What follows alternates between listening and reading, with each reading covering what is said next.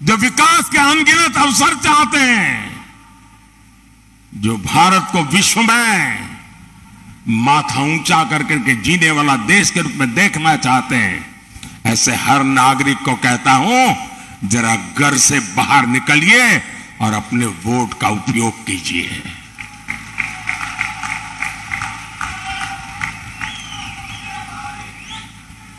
और मेरा आपसे आग्रह है, मैं आज मुंबई करके पास आया हूं, आपसे आशीर्वाद मांगने आया हूं।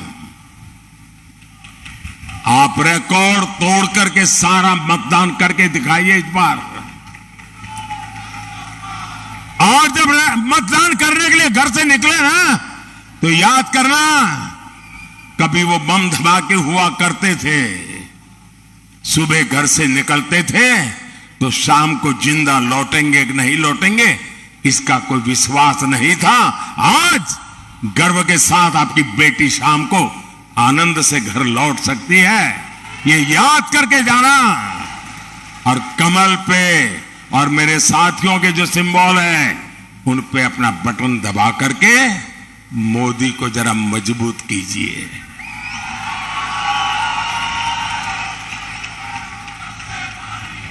आपका एक वोट राष्ट्र हित में बड़े फैसलों का आधार बना है, और इसलिए एक एक वोट जरूरी है।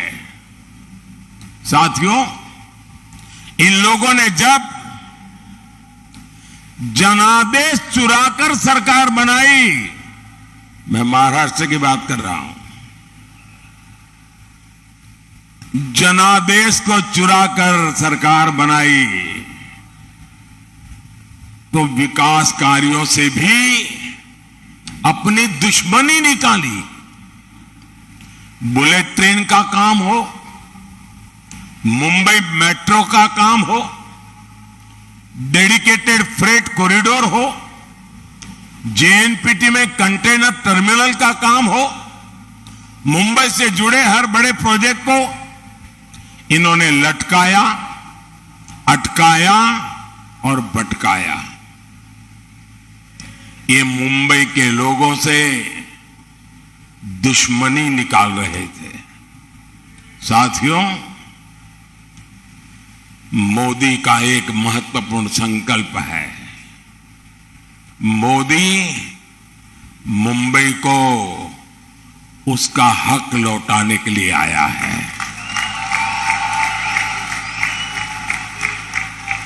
आज दुनिया का आधुनिकतम इंफ्रास्ट्रक्चर मुंबई को मिल रहा है। आज यहां अटल सेतु है, मुंबई मेट्रो का विस्तार हो रहा है, मुंबई लोकल का आधुनिकीकरण हो रहा है, नवी मुंबई में एयरपोर्ट बन रहा है, वंदे भारत ट्रेनें चल रही हैं, और वो दिन दूर नहीं जब देश की पहली बुलेट ट्रेन मुंबई को मिलेगी।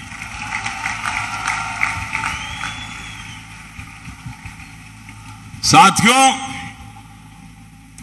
आगे बढ़ते हुए भारत में एनडीए गठबंधन रोजगार के नए नए सेक्टर्स बना रहा है। पिछले 10 साल में भारत में 1.25 लाख से ज्यादा नए स्टार्टअप बने हैं। 8,000 से अधिक स्टार्टअप्स तो अकेले हमारी मुंबई में है। बीते 10 सालों में भारत मोबाइल मैन्युफैक्चरिंग में दुनिया का दूसरा सबसे बड़ा देश बना है जी। हम कभी मोबाइल फोन इंपोर्ट करते थे, आज हम मोबाइल फोन एक्सपोर्ट कर रहे हैं जी। टेक्नोलॉजी से लेकर टेक्सटाइल तक, टैलेंट से लेकर टूरिज्म तक, स्पेस से लेकर स्पोर्ट्स तक, आने वाले 5 सालों में नौजवानों के लिए असीम अवसरों से भरा भारत दुनिया की नजरों में एक बहुत बड़ी आशा का कारण, विश्वास का कारण बना हुआ है। और इसका बहुत बड़ा फायदा मुंबई के युवाओं को होगा, मुंबई के प्रोफेशनल्स को होगा। हमारी सरकार मातृभाषा में पढ़ाई को भी बहुत महत्व दे रही है। नई नेशनल एजुकेशन पॉलिसी के तहत अब मराठी में भी मेडिकल और इंजीनियरिंग की पढ़ाई संभव होगी। मैंने सुप्रीम कोर्ट से कहा था, मैंने कम से कम आप जजमेंट का ऑपरेटिव पार्ट होता है वो तो उस क्लाइंट की भाषा में दो। ये क्या अंग्रेजी का झंडा लेके घूम रहे हो तुम लोग?